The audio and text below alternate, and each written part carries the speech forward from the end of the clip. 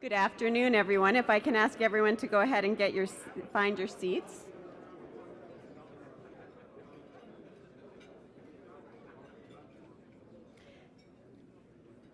Thank you. I want to welcome everybody. I'm Rachel Bronson with the Chicago Council on Global Affairs. Welcome to all of you.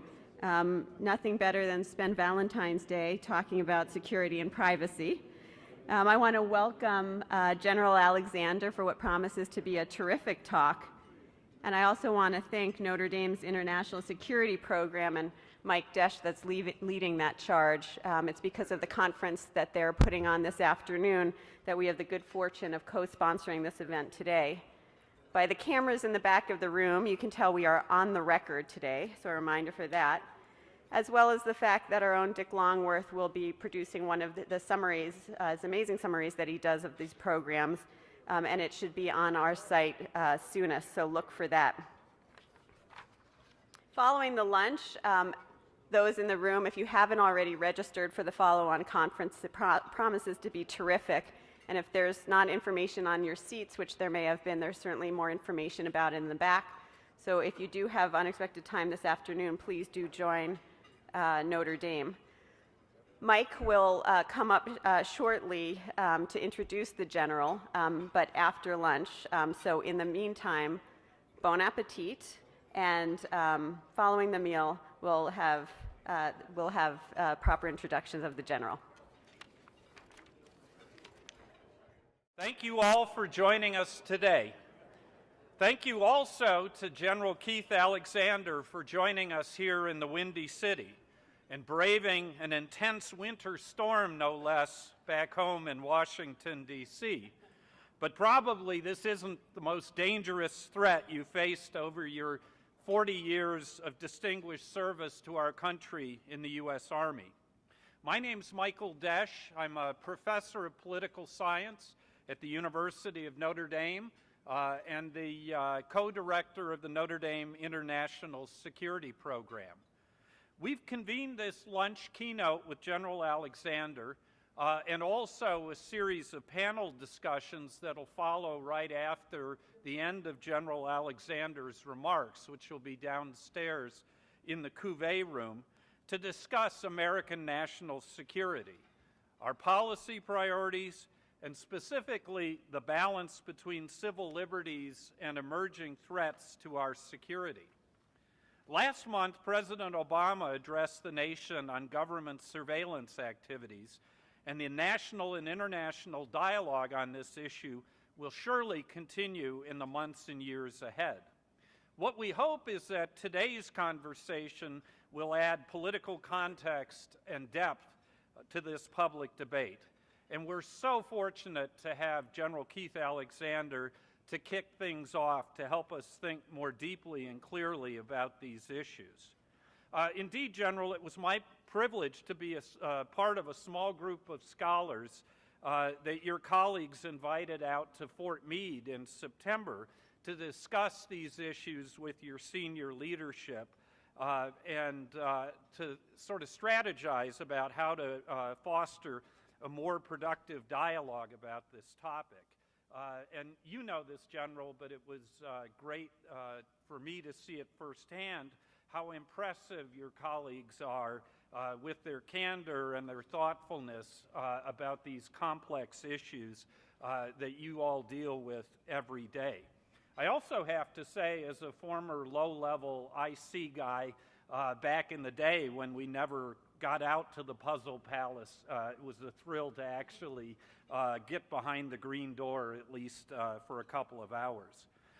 As a follow-up to that meeting, and as part of the effort to broaden and deepen our national discussion of these issues, we are pleased not only to co-sponsor your talk with our good friends and partners at the Chicago Council on Global Affairs, but also to invite the audience after General Alexander's remarks to continue the discussion with us downstairs. And we have a program that sort of outlines the various topics and speakers who will be joining us. I also wanted to take this opportunity on behalf of the Notre Dame International Security Program to thank Colonel Jack Kelly and his wife Gail Weiss, who couldn't be with us today, who are great benefactors of the Notre Dame International Security Program, and their generosity will make our panel discussions possible. But let's get to the main course here. You have General Alexander's biography before you, but let me say just a very few words of introduction. General Alexander is like the Pope in the Catholic Church. He wears a triple crown. He's the commander of the U.S. Cyber Command, he's the director of the National Security Agency, and he's the chief of the Central Security Service.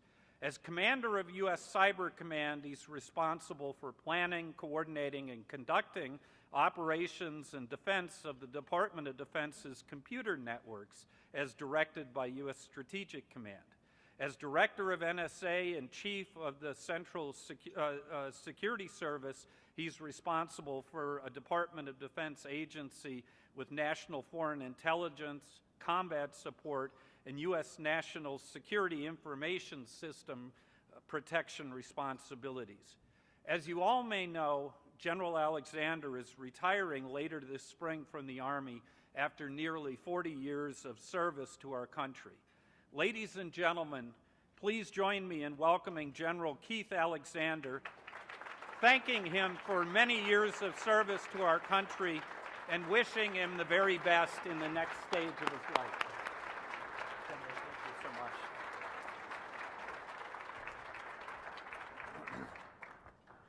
Wow, those lights are bright. Hope it doesn't bounce off my extended forehead. You know, there was a classified part about what Michael just gave out, and that was the 3 jobs. I'd prefer that not get back to my wife, because she's going to want to know where the other 2 paychecks are. Michael, Rachel, thanks for setting this up. Thanks to Notre Dame and to the Chicago Council on Global Affairs for an opportunity to talk with you today about one of the most important issues that faces our nation: security, privacy, civil liberties, transparency. Ambassador Dalder, it's good to see you. Thanks, sir. Thanks for bringing us here. And Secretary Chu, thank you for being here. Absolutely superb. And it was an honor and privilege to work with you over the last several years. We have, I have some classmates here spread throughout. I think it was class of 94. Yeah. Might be. Oh, so math is probably not as good as it should be. Okay, so that'll be the last of the humor for a little while. A poor attempt. So here's what I'm going to try to cover. I understand that we're going to have about half the time for questions and some time for some answers. But I want to cover a couple things with you, three key things. I want to talk about the threats, specifically terrorism. I'm going to spend more time on terrorism than on cyber, but I'm prepared to talk about both in detail. I want to talk about the tools we need to counter these threats. And then I want to talk a little bit about the privacy and civil liberty concerns that goes along with that and what we can do to make this, I think, even better than where we are today. I want to make three key points. First, there's a lot when I go around, people say, well, I don't think the terrorist threat is real. I want you to see that the terrorists and the cyber threats are real, and I want to give you enough information and point you in the right direction so we can help inform the nation on what we're doing and why we're doing it. I wanted to give you some insights on those tools and show you how effective they've been. And then I want to give you some information about what we're doing with those tools and what's been conflated, inflated, or sensationalized in the press versus what we're actually doing. Help separate fact and fiction so that we can inform the debate and do the right things for our country in the future. And I absolutely welcome this discussion. I think it is critical for our nation that we get it right. So I'm going to start with terrorism. You know, it's interesting. You know, one of the greatest honors and privileges I've had is to serve with the men and women of NSA and Cyber Command. As Michael said, these are great Americans. And the President had some very kind words. I'm going to read those in a few minutes about them. Our nation needs these folks doing the job they're doing to defend our country and our military and our allies abroad. The work they do and the way they suffer in silence is remarkable. It's exceptional. They are gifted people. They are the true noble ones. We ought not to forget that. We cannot cast them aside or drive over them in this bus we're on. They are the ones who ensure our security, along with others in the intelligence community and the military. We've got to remember that these are real people who care about this country and who care about your civil liberties and privacy. So that's first. Now, let's go into the region, the Middle East. You know, one of the great honors that I get is I get to talk to all these people about what we're seeing around the world. And think about what's going on in the Middle East. You know, look at what's happening in Iraq today. The crisis that in 2012 saw about a little over 2,400 people killed. In 2013, 8,800 people killed by terrorists. In January, 1,000. Look at what's going on in Syria, Yemen, Lebanon, Egypt, Sudan, Libya, Tunisia, Algeria, Mali, CAR, Afghanistan, Pakistan. The threat is real. What we are really concerned about, and Director Jim Clapper, the DNI, in his recent congressional testimony, stated over 7,000 foreign fighters in Syria. Over 7,000 foreign fighters. When they go home, where are they going? What does that mean for Europe? What does that mean for our country? How do we ensure we're protected? You know, it's interesting. According to the University of Maryland, and some of these are State Department statistics that I gave you earlier, the University of Maryland came out with a group from 1 September to 31 December 2013. 5,861 terrorist-related deaths worldwide. 5,861. Almost twice 9/11. 0 in the United States, and none of those that they identified were in Europe. So I'm going to quote some stuff from the President's speech. I'm learning to read, so bear with me. I'm an Army officer here. And it is a testimony to the hard work and dedication of the men and women in our intelligence community that over the past decade, we made enormous strides in fulfilling this mission today. New capabilities allow intelligence agencies to track who a terrorist is in contact with and follow the trail of his travel or funding. New laws allow information to be collected and shared more quickly between federal agencies and state and local law enforcement. Relationships with foreign intelligence services have expanded, and our capacity to repel cyber attacks has been strengthened. Taken together, these efforts have prevented multiple attacks and saved innocent lives, not just here in the United States, but around the globe. That was one, and I've got two others that I'm going to come to in a minute. But I think it's important to understand that that threat is real. Now, Iraq, 2005, 2006. I'd just come in to be the director of NSA, commander of the Joint Functional Component Command, Net Warfare. One of my classmates, Dave Petraeus, going into Iraq. The deaths to our folks had risen sharply. The number of attacks was on the rise. And when we looked out there, NSA said, we can do better. We can help turn this around. And we fielded a system called the Real-Time Regional Gateway, RTRG, a metadata-related system that helped us identify the adversaries, tip that to the military and our allies, and prevent future attacks. If you talk to Dave Petraeus, he'll tell you that system was key to the success in winning in Iraq. And let me show you what it did. We fielded it in January of 2007, and between 2007 and 2008, the number of casualties for U.S. forces dropped from 904 down to 314, and from 8 to 9 from 314 to 149. We learned how to use that data to the good and to protect people with it.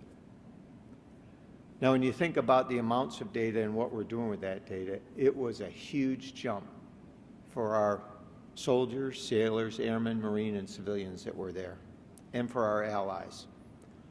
I'll tell you, it's the same thing in Afghanistan, and even better, because in Afghanistan we work with a number of allies.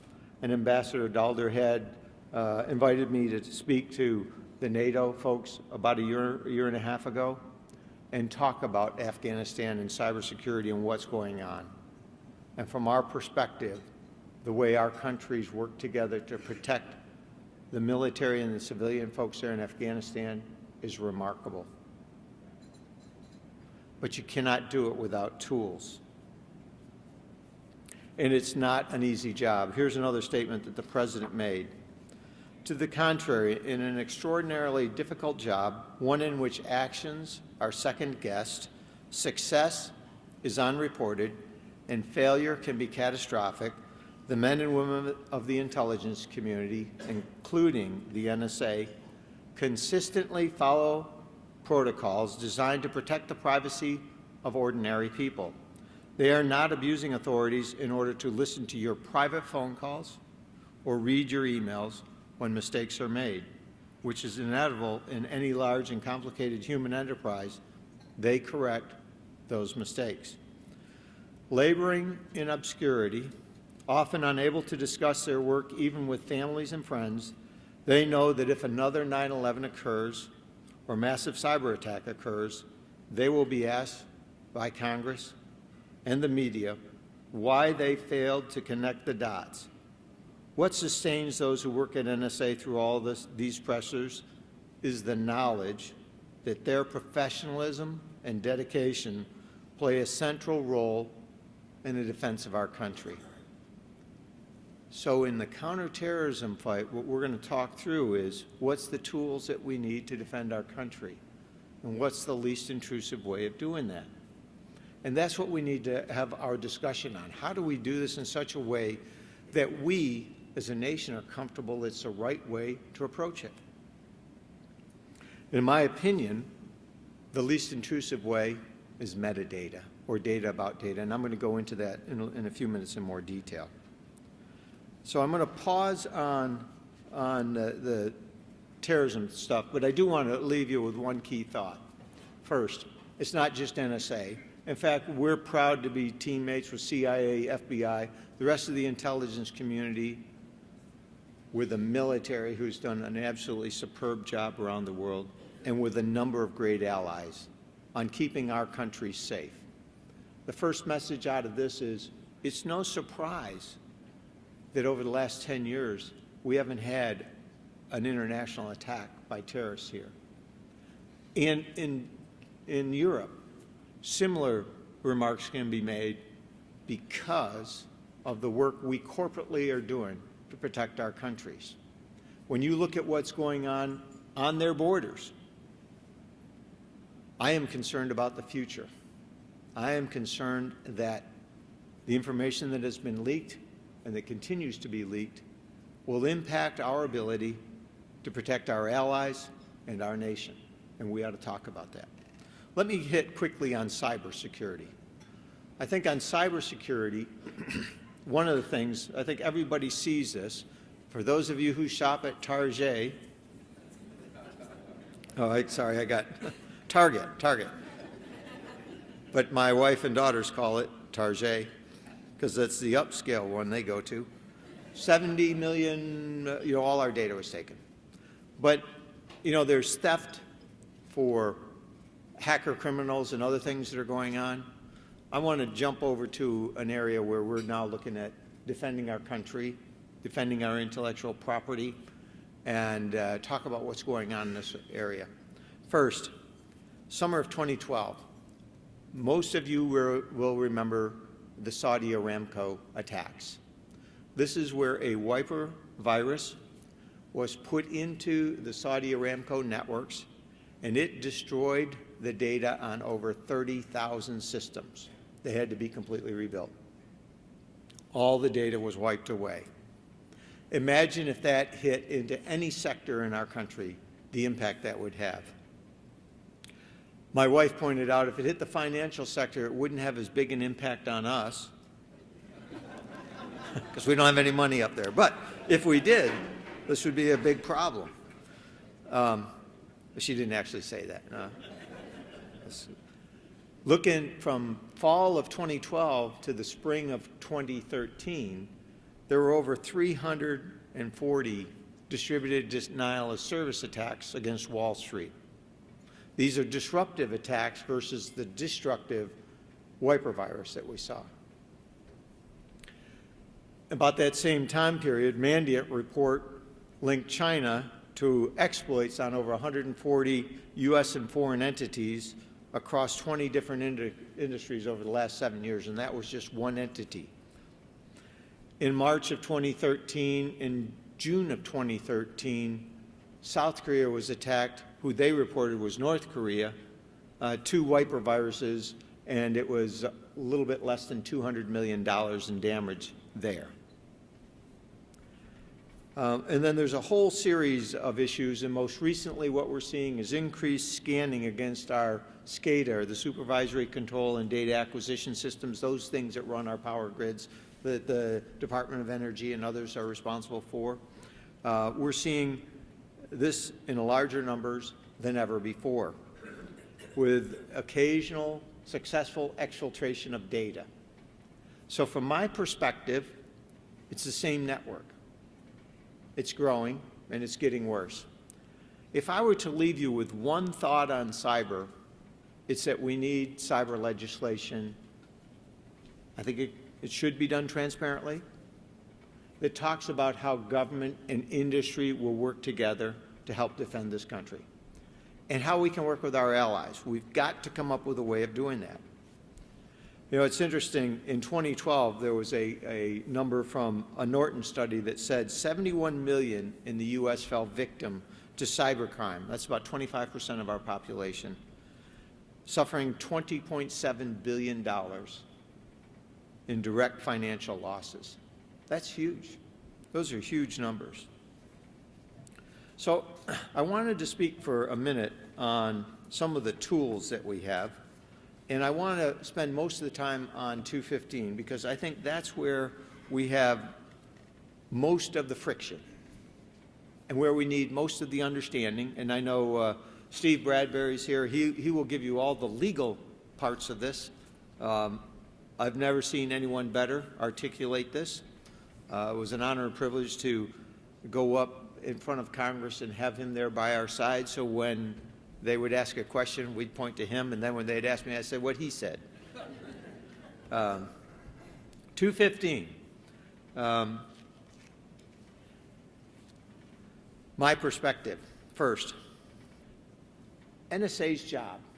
Remember when we talked about Iraq, we have great visibility of what's going on in foreign space, especially in the terrorism. We focus on that.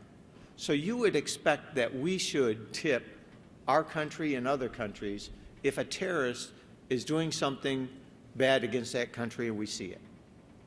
We need tools to do that. If you recall in 9/11, the intelligence community was blamed for failing to connect the dots, specifically with Midar in California, San Diego. And the issue was there was a phone call back and forth from a safe house in Yemen to California. Now, the way the data is carried, NSA could only see one part of that call, where the call was coming from in Yemen. We didn't know where the other speaker was. We assumed they were in the Middle East, and they were talking about terms, but we assumed an attack in the Middle East was what they were talking about. We didn't have the technical ability to look into a database to say that number is talking to somebody in San Diego. We couldn't connect the dots. Section 215 was focused on filling that specific gap. What it gave us was the ability to put into a database numbers. The to number, the from number, the date, time group, and the duration of the call, to help us specifically cover the gap that if there is a foreign number talking about a tax, we can check to see if that's in the U.S.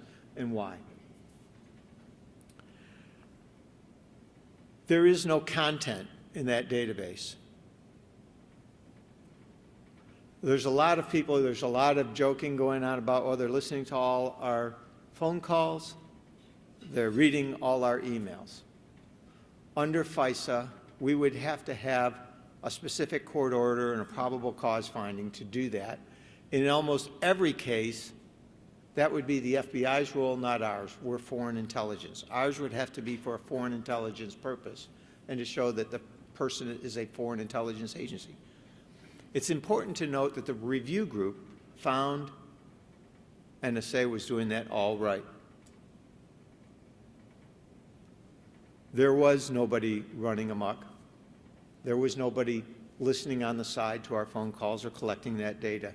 This database is called Detail Records. It has nothing to do with the content of our communications. But there's another question. So we asked the question, so why do we put all this data in one database? And it was to cover a gap. We couldn't come up with a way of covering that gap without the data. And the thought process goes something like this. If I have a number, I have to have a relevant standard to say that this number is associated with Al-Qaeda or affiliates or other terrorist groups, Iranian-based. We show that first. If we can prove that, then we can take that number and see where it's calling into the United States.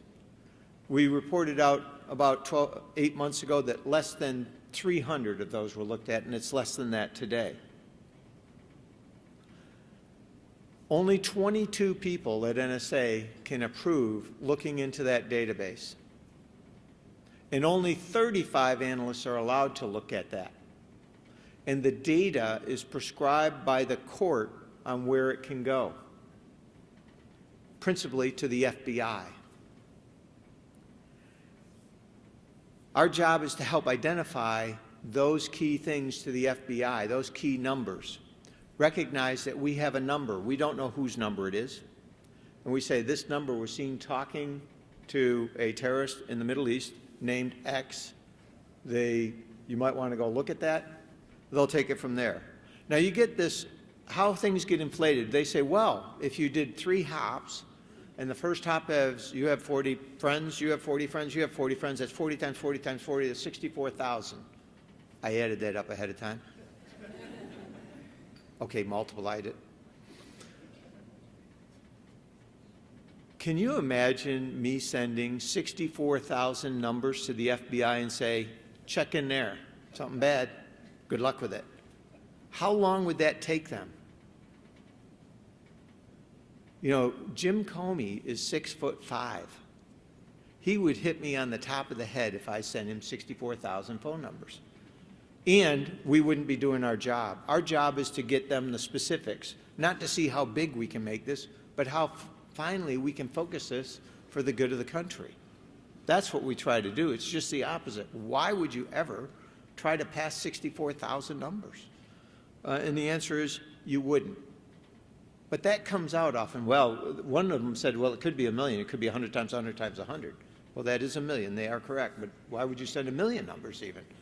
And the answer, you wouldn't. You couldn't. They couldn't do the national security letters to go find out who the numbers are on that many. They don't have the manpower to do it.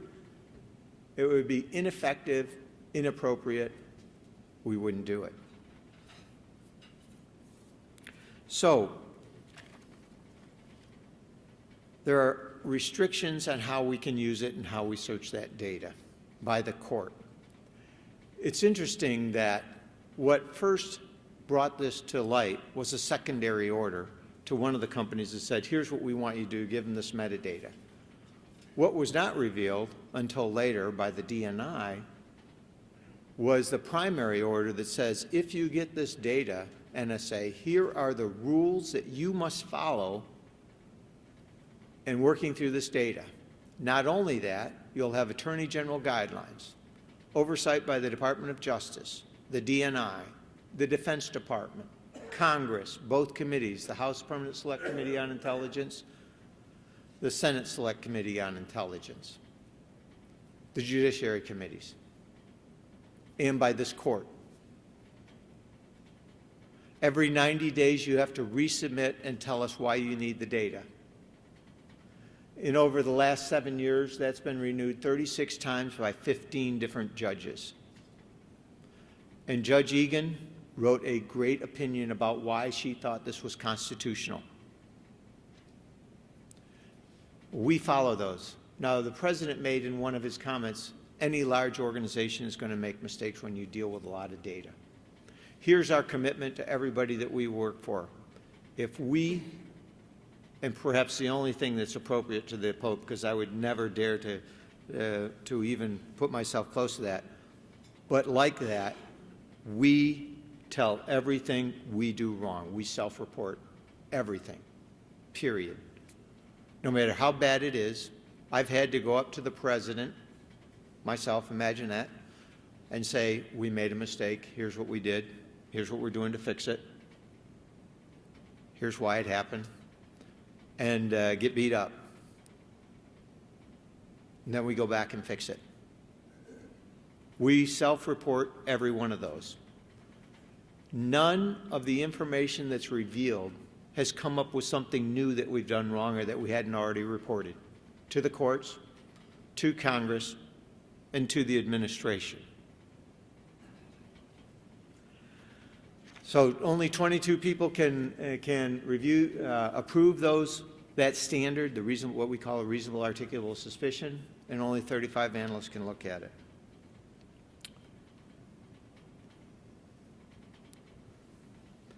So, on cyber and on these tools, a couple of things that I would leave you with.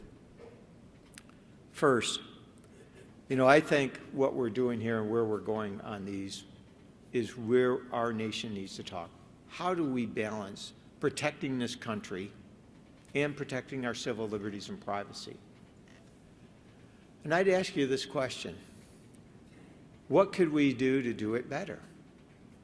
So we are actually engaged in that conversation across the interagency to see if we can come up with, as you know, the President has asked us to look at an option where the government no longer holds this data. We do have some ideas. The good news is we have some ideas that we're going to push out to the interagency that they're working to get to the President next week. I can't reveal that here because that's still going through interagency review, but we're pushing that. We think there's a couple better things that we can do that will help this. None of it will be perfect. You cannot stop terrorist acts and cyber acts without some set of tools. As unfortunate as the media leaks issues has been, and as much as I've been wire brushed over the last 8 months, I would much rather have this discussion than be up here and tell you why we failed in another 9/11. All of you know people that were in 9/11. I had personal friends in the Pentagon and up in New York City that were killed in that. We as a nation made a commitment to never let that happen again. We didn't say we're going to do that and throw our civil liberties and privacy off the table. What we did is we took that to Congress and the courts and said, here's the way we can do both. We will protect civil liberties and privacy by the way we touch this data. We will self-report and we will do it right. And every time we make a mistake, we'll report again. And we've done that consistently. So what's coming our way? The media leaks are a little bit about civil liberties and privacy and a whole lot about revealing capabilities that this country and our allies have. In my opinion, it has done significant and irreversible damage to our country. It means that our ability to prevent future terrorist attacks is less than it was a year ago. At just the time you need us to be better than we were a year ago.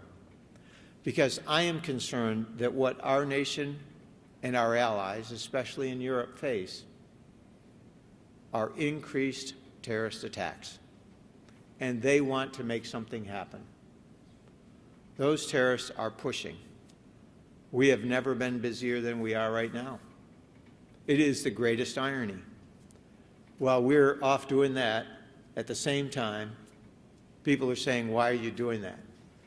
It is good. It is great that our country has been this safe for this long.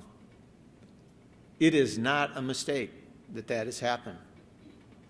It is because of the great work of our intelligence community and NSA and FBI and CIA, the great work of our military and the great work of our allies.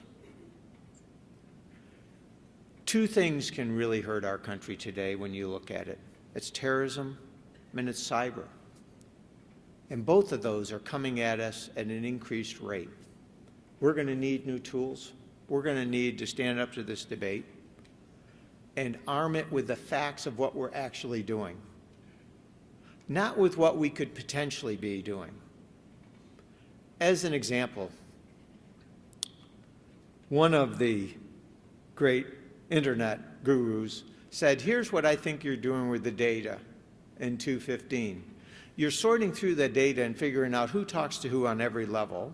And those that talk to a foreign number you put in level 1, those that do here level 2, level 3, level 4, and he built out this huge graph, and then he said, so then you take level 1 and you start doing these things with them. And he said, is that close to what you're doing? I said, that would put me in jail. It would be illegal. It's not authorized. We're only authorized to search that data when we have met a standard. And then every time we do that, we audit to prove that we met that right standard for court, Congress, and the people. He was stunned. He said, well, that's not what I've heard. And that's the problem. We don't have the right facts. We need to get those facts out there. We're going to need tools.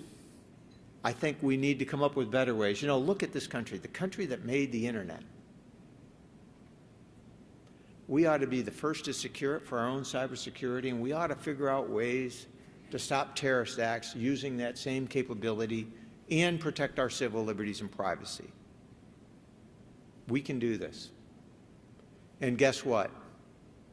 As the President said, and I'm going to quote this, meanwhile, a number of countries, including some who have loudly criticized the NSA, privately acknowledge that America has special responsibilities as the world's only superpower, that our intelligence capabilities are critical to meeting these responsibilities, and that they themselves have relied on the information we obtain to protect their own citizens.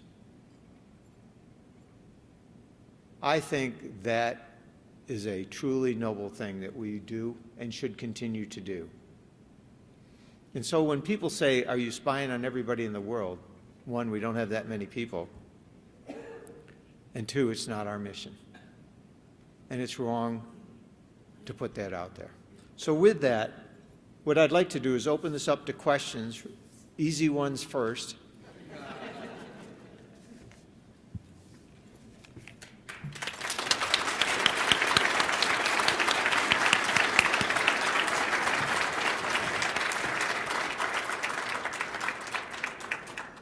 Thank you. We do have time for just a few questions, but please wait for me to recognize you and wait for one of my colleagues to come with a mic. We've got the first question there on table 9, and I think in the brown suit. Back, oh, right there. Thank you, Rachel. Okay. Before you jump in, I just want to recognize General Trainer. Thank you for joining us. Secretary Chu, thank you for joining us, among others in this room. Go ahead. I'm sorry about that. Well, thank you. No, General, thank you very much for being here and for what you're doing. Could you put our minds at ease and tell us that what we read last week isn't true, that this 215 database only had domestic landline phone records and not cell phones?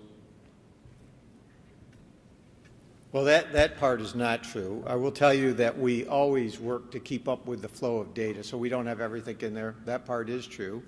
And while this is going on, we paused any changes to the program. So the fact is, parts of the story are true, but it's not entirely correct the way you said it.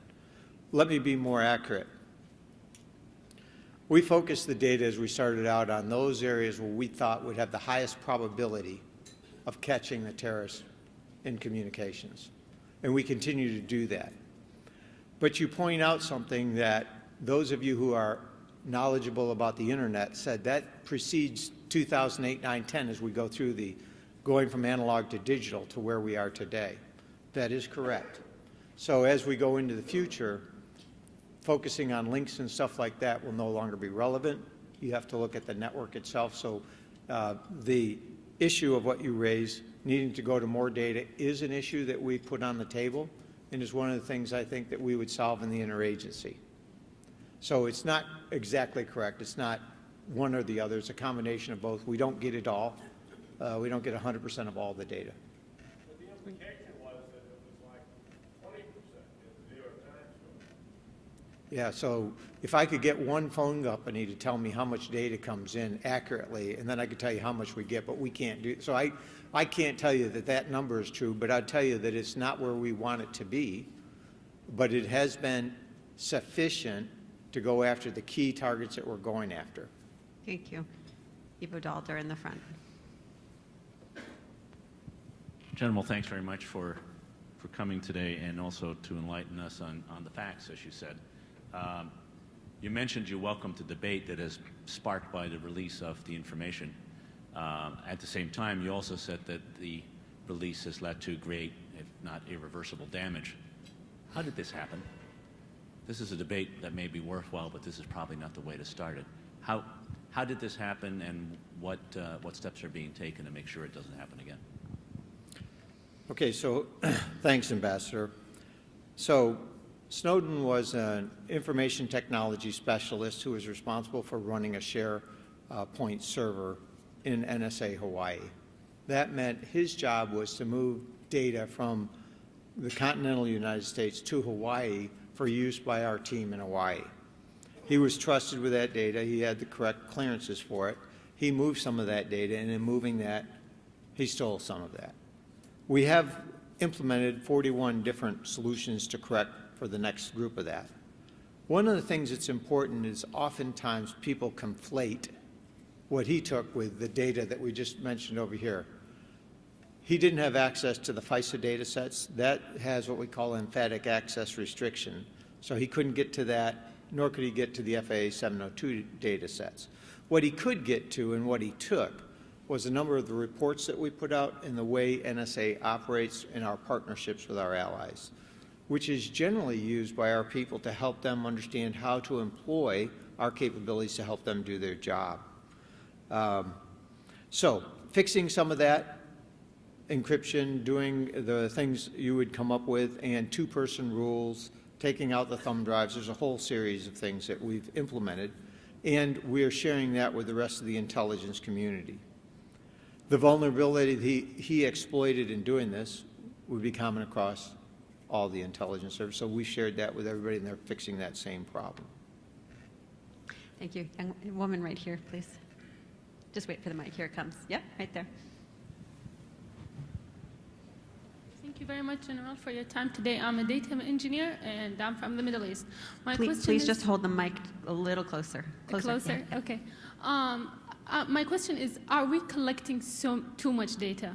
10 months ago, I was in Boston. The Boston Marathon bombing was not prevented, although most of their communication was done via internet. So is the too much data causing noise? Thank you. Thank you. So that's a great question, and thank you for that. Are we collecting too much data? And so the answer to that is, well, let me just turn it around, and it kind of gets back to the previous question about how much percent and what are you collecting? And my answer would be, what's the least intrusive measure that you would take that takes the least amount of data to do it, that your analysts can then focus in on? So, you know, this is a great question, because you see some of these things that people throw out numbers. Like there was, NSA collected 70 million phone records in France. Most of you read that report or heard about it. But that's not true. Those were things that France collected in support of operations in Afghanistan. It had nothing to do with people in France. But to get specifically to yours, what we're talking about is using metadata to help us build a network to see where we focus the content of communications on. And that's where we get into the more specific issues of collection. The volumes and stuff of what we do, we'd like to constrain. I mean, think of it, just as you said, if you have too much data, you can't find what you need to report on. We're a foreign intelligence agency. Our job, you know, one of the key jobs there is terrorism. So if you collected everybody's communications in the world and then said, listen through all those and find the terrorists, that would be hugely inefficient.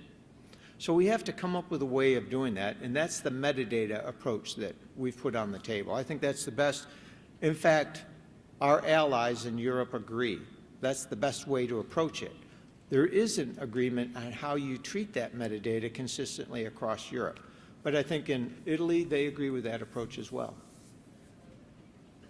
Great. Woman straight back there. Yep.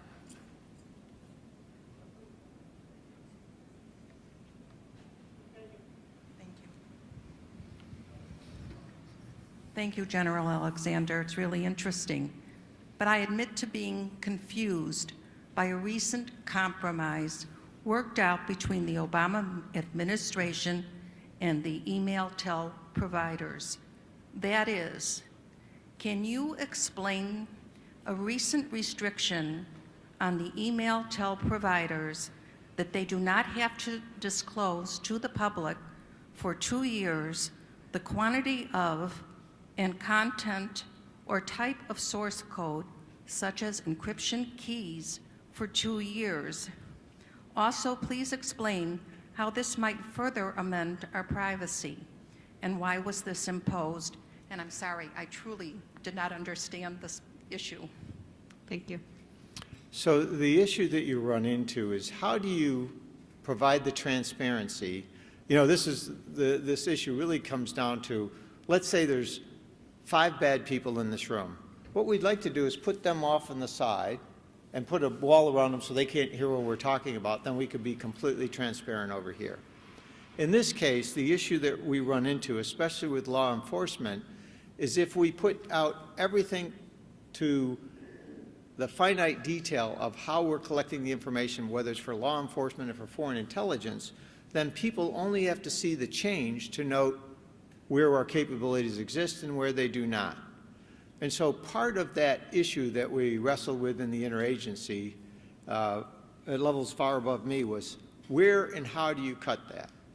And I think what they came up with is a great solution. We can put it in 5 broad categories to show you the volumes of what's being done, so that the concern that this is going for everything isn't out there. Granted, we would like to be specific down to the detail, but think about this. We wouldn't, in a criminal proceeding, tell somebody that they're under investigation by the police, or we are checking on them to see if they're doing something wrong. Chicago has some roots in this. So would we do the same for a terrorist? So I think what we have to do is come up with some balance. I think that's the first step. I'll tell you this. I think that we'll continue to refine and look at just that issue that you brought up over the next couple of years to see if we can do it better. Great. Thank you. Yes, Karen. Thank you, General, for your service and for the work you're doing on our behalf. You mentioned the fact that this country invented the internet, probably the most transformational thing that has happened. How can the NSA and other intelligence entities encourage the securing of that for the safety of all of us? I'm not sure I understood the question. Could you ask it? You said we need to make the internet secure. Here's this country that has so much innovation that we created the internet. So what kinds of efforts and opportunities are there for us to rally around really addressing this huge issue of making it more secure for everyone? So thank you. Thanks for that. Because I do think there are some things that we should do to secure the internet. I have several ideas on this. First, one, with our cell phones and stuff like this, when you think about the way the cell phone technology is, those are today the easiest platforms for people to exploit because they don't have a hardware root of trust in them. They have software roots of trust. So from a technical perspective, just think of this as that they're easy to hack. We need to make them more securable. NSA developed a cloud architecture that has a security layer in it called the Cumulo. We worked with, I think, Adobe or Apache, one of the two, to put it out as freeware. And it's out there. Other nations are using it. It has a security layer and a real-time tipping and queuing layer. I think we should move towards that where you can now protect the data, and it kind of goes to what the ambassador said. With that, you can now start to encrypt data by data. So all of your data may be encrypted with a special key that only you hold. I think that's a huge jump forward from where we are today. What we need to do on this is not only take those technical implications that I talked about, but the big step, and the reason we need cybersecurity is we have to have government and industry work together. In government, that's DHS, FBI, NSA, Cyber Command, all working together as a team with industry, so that if industry is being exploited or attacked by somebody, they could tell us. Today on Wall Street, we can't see that. Think of this in the missile domain. If a missile were coming into the United States, we aren't allowed to see it if it's going into a civilian infrastructure. Somebody's got to tell us. I don't want to be on the civilian infrastructure to see it. All we said is, how about this? Just tell us. Real time. We have the technical ability to do it. We'll share with you the signatures you ought to be concerned about. You tell us if you see something. We'll help protect you. We've got to get cyber legislation to do that. There's a second part here, though.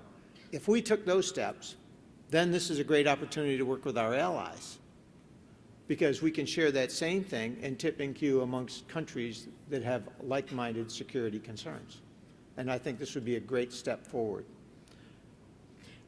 General, to follow up on that, my question was about allies and what you think needs to happen to begin new conversations or more conversations with our allies. We were in Germany with the Council a couple months ago, and it was an incredible animated conversation of privacy security. Ivo's had an important piece in the Financial Times on that. Where are we in terms of engagement with allies, and what do you think is needed? Well, I think that's going to be a difficult one. As you look across the spectrum in Europe, the ambassador and I were talking briefly, you see the whole spectrum from Germany on one side to other countries on the other. But the reality is we do have intelligence services for the good of our nation, as do they. I don't think you would ever get to a point where you say, nobody spy on anybody because of where the world is today. It would be nice to be there and have no bad guys, but I don't see that happening in our future. And even our allies at times act in ways that aren't in our best interests, and vice versa. And so countries do have a collection responsibility to protect their national security and their vital interests. What does that get us to? Well, I think there are steps that we can work together. And I think as allies, the best case that I've seen was Afghanistan. Look at the allies that worked in Afghanistan. That includes Germany. What we did for a common good. What we've got to do is work together more and more like that and set these rules and responsibilities up. But it's got to be both ways. I think it would be, I'm trying to think of the right word, don't believe that we're the only ones that collect on foreign countries. You know, there's 140 roughly NSAs out there in other countries. They're doing something, I think. We know.